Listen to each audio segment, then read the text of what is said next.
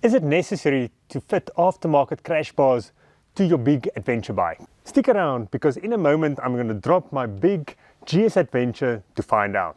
I personally don't know of anyone who rides in the dirt who hasn't at least once dropped their bike. I at least tend to make a habit of it. Like on my XR650L practicing skid turns, or my AG200 taking it for a swim, or in Western Tanzania's muddy roads to the Chalbi Desert between Kenya and Ethiopia, or the rainy season in Namibia. In the dirt, I fall a lot.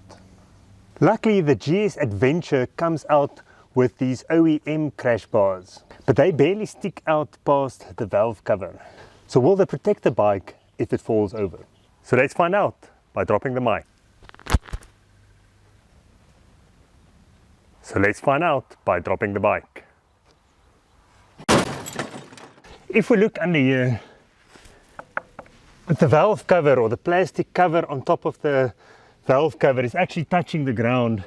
And if you look carefully, the OEM bars are not even touching the ground. So they are completely worthless in a fall like this and won't protect the precious valve cover and cylinder head at all. And even more so if it's on a rocky piece of gravel, or if it's uneven.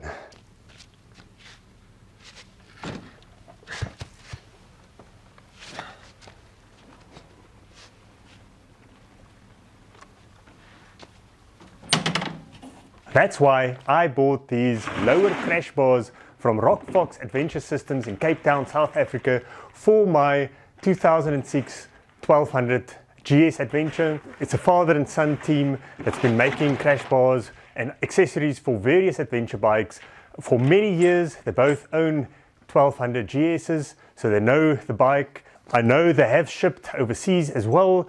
If you need any information, I'll link it in the description below where you can find these crash bars. So thank you, Mike, for sending them over.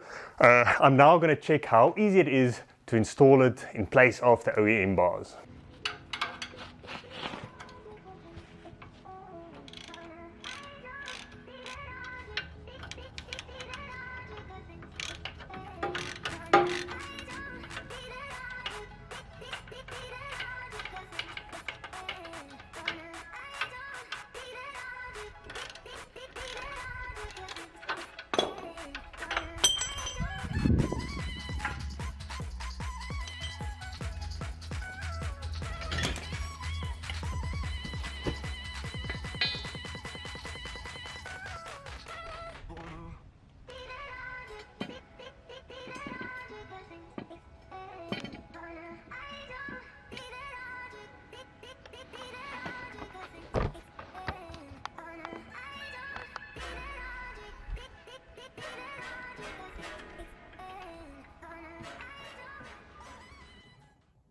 I've got the left hand side fitted. Just look at the difference. If you look at this, this is the Rockfox Adventure Systems. You can see it protects the whole valve cover. It fits the same way as the OEM. For the older 2006, there's a little bit of a extension here, but from 2008 onwards you don't need that. But compare this to the OEM,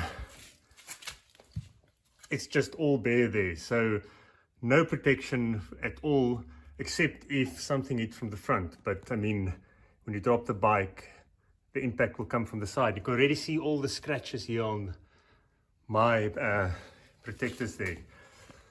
So it was pretty easy to fit. I think the main thing is to make sure that the bottom goes in finger tight. You don't want to cross thread it into the engine there. So I first fitted this little extension into the upper crash bars, and then fitted the crash bars and threaded the front bolt in by hand as far as I could, and then started tightening it at the top and bottom, but making sure that the bottom goes in first, and then torqued it at the bottom to 46 Newton meters as per the instructions.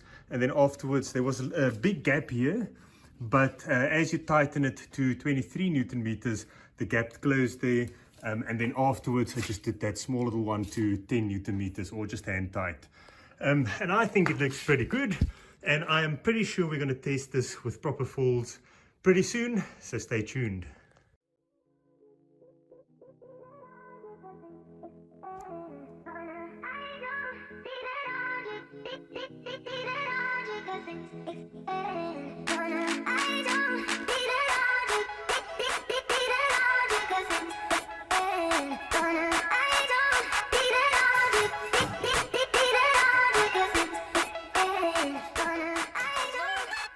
Stay tuned to see how I drop the bike, and you have to go and watch this video on how to get on and off your center stand. See you next time.